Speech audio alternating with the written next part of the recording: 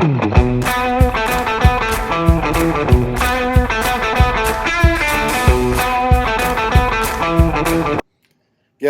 YouTube, Cracker John here.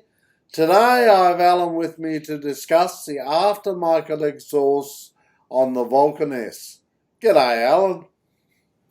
G'day John. G'day YouTube.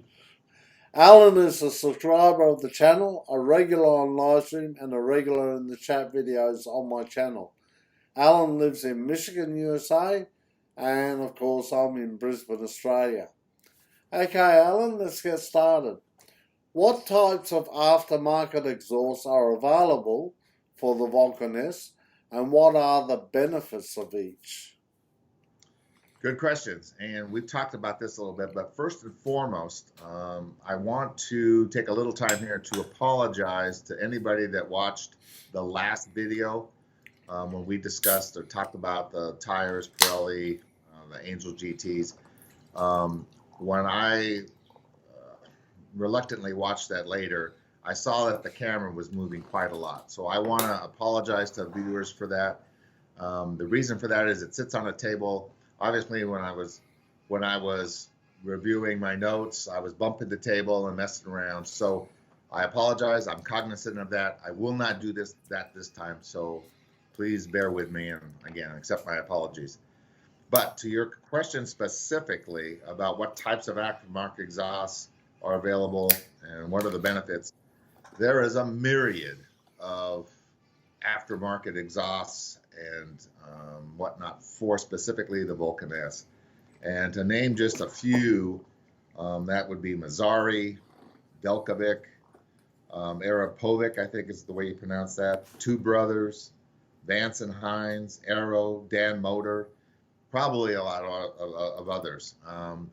There's a lot of people coming on the market. The Vulcan S tends to be a very popular motorcycle, both for beginners and folks like myself that are getting back into it. And so a lot of people are making them. Obviously, we've talked before. I currently have a Mazzari on mine. I love it to death. And the benefits, basically, as anyone who has changed from their stock exhaust, the benefits are obviously sound, and it does help the engine breathe a little better. So the sound is what we're all looking for, that certain tone, that certain resonance that we like, and we're all different with what we hear, so we're looking for that specific tone and sound.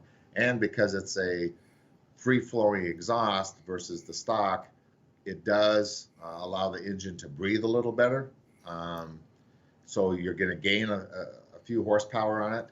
Now the stock engine is roughly 54, 55 horsepower up to 60. So you may gain 3 to 6 horsepower with any of these, just simply because the engine's breathing better, running a little cooler.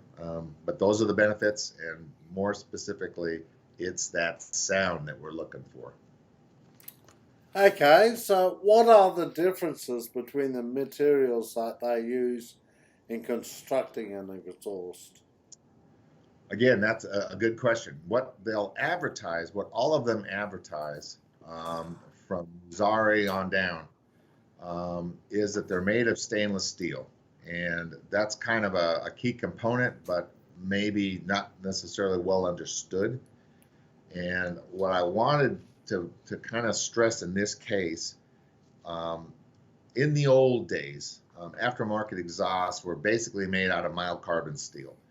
And then that mild carbon steel was chromed or painted with high temperature heats. And so if you see some of the old 70s and 80s bikes with black pipes, they were looking a little rusty and a little rough, or the chrome was on there and they would be discolored. So in today's world, stainless steel tends to be the predominant material of construction for those pipes. And stainless steel comes in different series, if you will, 100, 200, 300, 400, 500, and 600 series. Each of them made differently, manufactured differently. And what I'm not a metallurgist. I didn't study metallurgy in school or any of that stuff. I did have the advantage of working for Dow Chemical and being exposed to a lot of those different types of metals, specifically the 300 series. So what you're going to hear a lot about is the 302s, the 304, 308, 316 stainless steels. 316 tends to be the most advantageous for chemical use because it's pretty, it's not affected by chemicals too much. Obviously, there are chemicals that will, so you have to be careful with all that. But I would say specifically, and like I said, it's not written down anywhere with these aftermarket guys, is they probably use 304. It's predominantly the most popular tubular steel that's used. And so your header pipes exactly come down. They're probably 304 stainless. They bend, they look nice, they're shiny, they bend well. And then they go into a muffler. Now the muffler could be another series of stainless steel, could be a 409 stainless steel. I don't know if people know or not, but most cars today are made with 409 stainless steel exhaust systems. It's about 11% chromium and about 1% manganese, and you will see surface rust on them, but it's stainless steel nevertheless. And so when you come down off those header pipes that are typically 304, I would suspect, I'm guessing, it's commonly referred to as 18-8, meaning that there's 18% chromium in the base metal, mild carbon steel, and 8 to 10% nickel. That gives you pretty good chemical resistance. And then when it gets down into the muffler system, could be a 409 stainless, could be some other kind of stainless. But two things to remember about any aftermarket exhaust. One, there is no catalytic converter on it. And two, it's in today's world, it has to have an O2 sensor. Those are the two things to remember. So, how do the various mufflers that are available affect the exhaust? Good question. And from what I can discern, obviously the header pipes are all pretty much the same. There may be a little bit of difference on their bend and their length, overall length that comes down, but at some point they get into the muffler, and that muffler is where the heart and soul of the sound, the resonance that you're hearing, and how they baffle that sound as opposed to coming out as a straight pipe is what really makes the difference in tone. If you think of the musical scale, I think the musical scale starts at C, which is the lower, and then it goes D, E, F, G, I think it is, and then A at the top end. I tend to like the lower tones. There are other pipes that have the higher tones. The old 16-inch Delcovic that I had on had a higher tone, a higher pitch. It was okay. When I went to the 21-inch Delcovic, it was lower. And this Musari, even though it's a 10-inch muffler, it has the same, if you will, tone to me as the 21-inch Delcovic. How they do that is obviously within their design, how they're baffling it, how they're redirecting the engine pulses internally. Some are pretty simple, others are a lot more intricate internally. So that would be what I would think, how they do that. With the baffling, the noise suppression, that kind of thing. So, how does the length of the exhaust affect the exhaust? Okay, that's another good question. If you look at the different exhausts, now Delcovic, if you go to their webpage, they actually test every one of their mufflers on a dyno, specifically for the Vulcan S. You can look up an exhaust system that Delcovic has, and they run an 8-inch muffler, a 10-inch muffler, a 16, and a 21, and they have all kinds of dyno charts. But what you'll see is the stock Vulcan S on their dyno system runs about 54 horsepower. And what you'll see is a 3 to 5, maybe 6 horsepower difference from one muffler system to the other. And as they told me, the shorter the muffler, the louder your exhaust, generally speaking. And I found that to be true between their 16 and 21 inch. However, The Musari is only 10-inch, and it sounds very, very similar to the Delcovic 21. The advantage with the Musari, obviously, is that it's shorter, it's tucked a little tighter into the body. I can use my rear paddock really very easily. From a power standpoint, I don't think you're going to see a huge variation between one exhaust system and another, but it will flow better from the stock. If I've seen pictures of people cutting the stock ones apart, it comes down, goes through a bunch of baffles. There's a catalytic converter in there, so there's a lot of restrictions within the stock exhaust, and that's why it sounds the way it does. The aftermarket ones obviously get rid of the catalytic, do different things with the baffling, and so you get performance increase and a sound, which is what we're all looking for. Well, we're up to the final question, Alan. How does a booster plug help when you do not have a catalytic converter? That's kind of a two-part question. The booster plug in and of itself, whether you have the exhaust system, the stock exhaust system, or an aftermarket, all the booster plug does, and this is from their website, is basically enrich the fuel a little bit. It fools the ECU, the engine control unit, thinking that the air inlet temperatures coming in are a little cooler than they might actually be.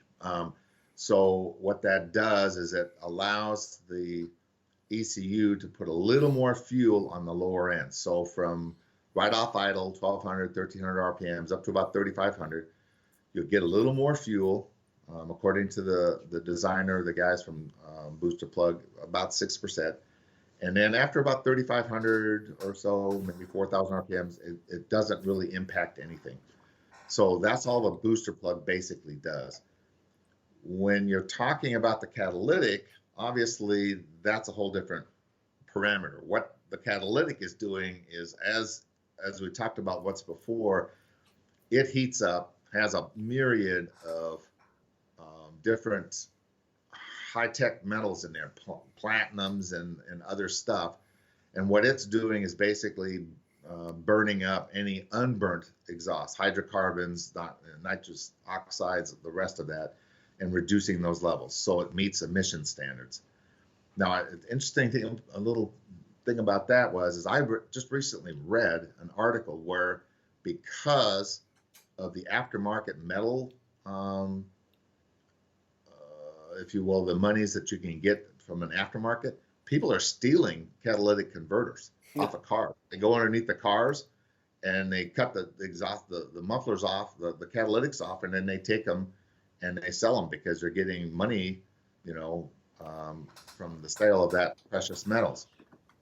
I was not aware of that. It doesn't surprise me, but I was not aware of that. But anyway, the catalytic is just another piece of that, and it also acts kind of as a muffler, if you will. So obviously, because it's doing that, it's degrading the actual resonance and sound waves coming out, and that's why the stock exhaust sounds the way it does.